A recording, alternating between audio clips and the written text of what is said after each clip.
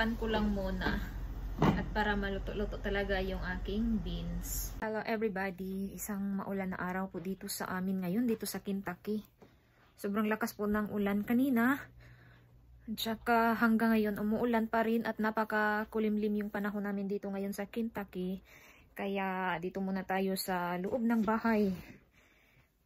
Ano lang tayo, pa-relax muna tayo dito sa loob ng bahay. Hindi tayo makakalabas ngayon kasi malakas ang ulan. Ilabas ko muna yung aking mga bulaklak. May nabili kasi si asawa na 3 bulaklak.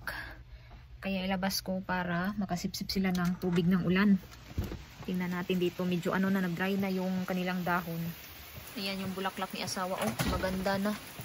Tumutubo na talaga sila. Ang ganda nito. Ito yung napakaganda na kulay. Maroon. Gustong gusto ko talaga yung kulay na to. Papaulan na natin dito. Lagay natin dyan. Para maulanan. Makasipsip sila ng tubig. Naman yung isa. Purple. Ang ganda din ito. Ayan yung kulay niya. Ilagay ko din dyan. Magkatabi sila. Naman yung isa. Parang orange. Ganda din. Oh, sobrang dami na ng bulak. Ito naman natin ilagay. Dyan. Ito naman medyo nasira kasi may 2 pusa tayo dito. Nag-aagawan yata sila kung ano yung pinag-aagawan nila at saka nalaglag doon. Kaya yung iba dito tinanim ko na lang dito sa gilid-gilid. Paulanan din natin yan kasama yung 2.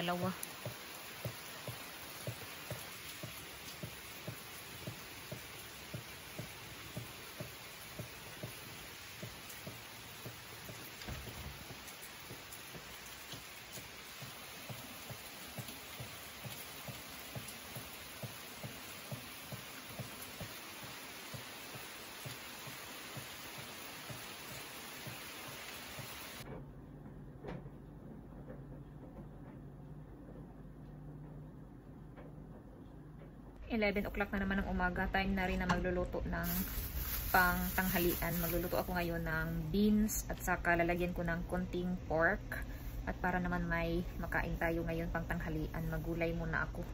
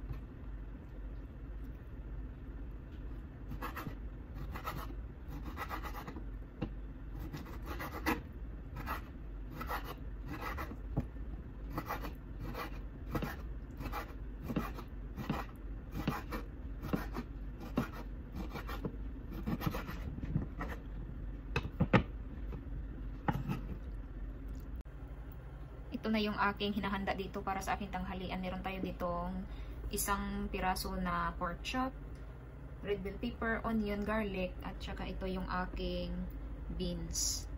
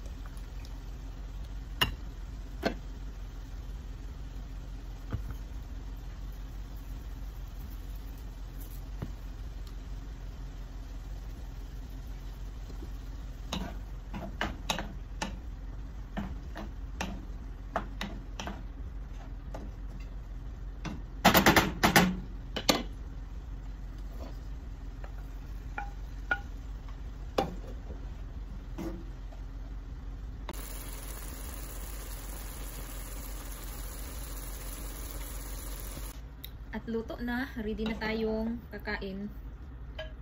Meron na naman akong rice dito. Kaya ito na lang yung hinihintay ko. Na maluto talaga siya at kakain na ako ng tanghalian.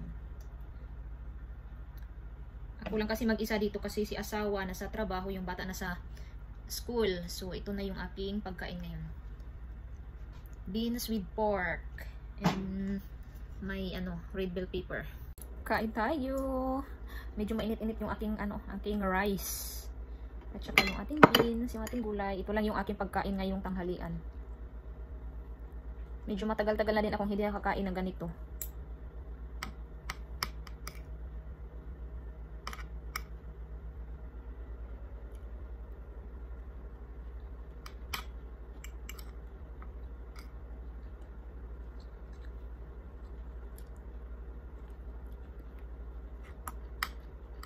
May na naman ako, mag-unboxing na naman ako dito. Meron akong mga na-order na gamit dito sa gamit dito sa kusina or pang decoration. Pang decoration to siya. Mga lang to, mga mumurahin. Mga mumurahing pang decoration sa bahay. Tingnan natin kung maganda ba. Maganda ba sa personal? Kasi maganda din tingnan yung mga pictures nila. So, iwan ko lang kung sa personal, maganda din ba? Ito, tingnan natin. Oh, may pala siya, may screw. Ito yung order ko. The secret ingredients is love. The secret ingredients is love.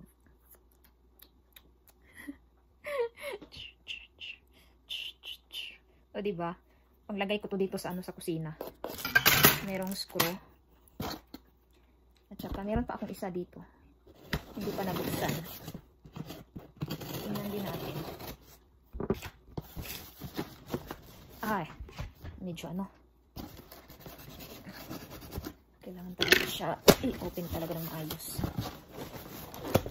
Ito yung box. Malaking box.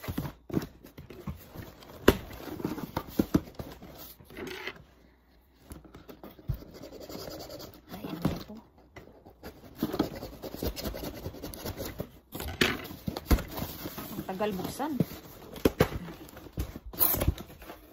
Thank you. May ano dito. Thank you for supporting my small business. Good. Ano kaya ang laman ko? Ayan, may pa-thank you siya. Thank you for supporting my small business.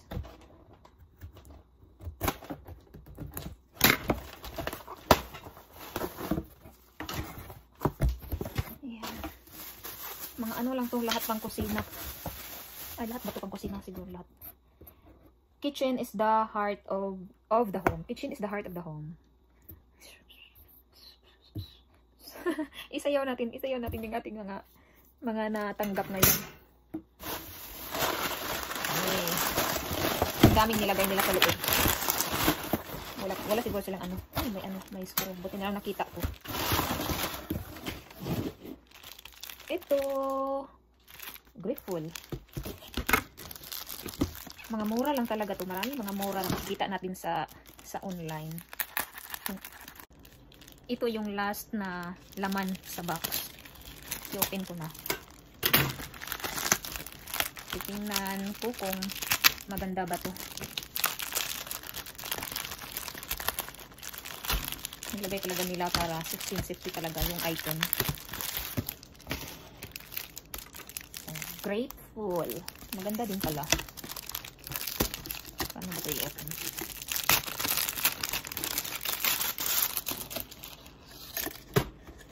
Ito yung una, grateful. Second is bless, grateful, bless, and thankful. Thankful, bless, and grateful. So ito yung last na laman. Mga mumurahin pero maganda din yung ano niya, maganda din yung quality. Napaka-importante talaga na maganda din yung quality kasi pinaghirapan natin yung pera, pinaghirapan ng ating asawa yung pera. Kaya, dapat din maganda din yung ibebenta nila. At saka pagdating dito na, maganda din. So, ayan, napaka-light. Sobrang light lang talaga siya. Hindi mabigat.